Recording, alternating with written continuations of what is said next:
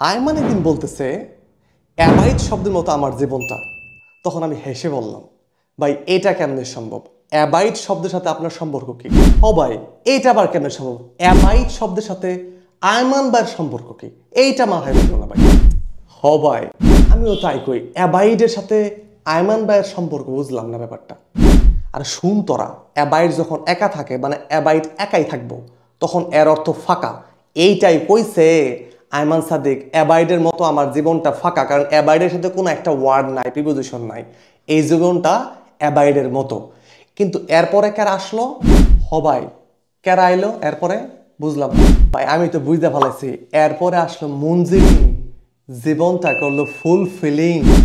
এক্কেরে হাসা কইছস। আসলো মঞ্জিরিন, আমার সুবিধা হইল তখন আমি কইলাম আয়মান তাইলে থাকে মঞ্জিরিনের সাথে।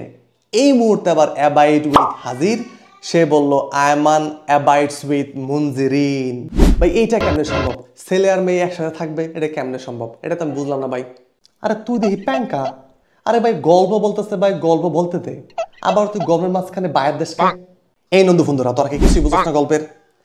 আয়মান তখন কইলো আমরা সামাজিক আইন ইসলামিক আইন মাইনা আমরা করছি বিয়া। এটা বুঝোস না কেন? এরপরে কইলো abiding by the rules and regulations we tied the knot. এই কয়া আয়মান গেল চইলা। ভাই গল্প কি তাহলে এখন শেষ? এই উগান্ডা গল্প কেমন করে শেষ হবো? অ্যাবাইড আছে না, এ কই যাব?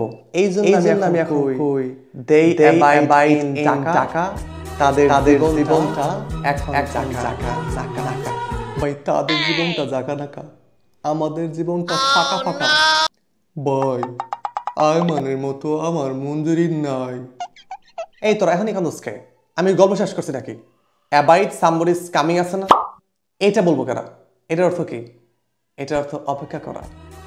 খালি তারা কবি আই এম ওয়েটিং না বইলা I am abiding my sweethearts coming, মানে আমি সুইট হার্টের অপেক্ষায় আছি মঞ্জিরিনীর মতো।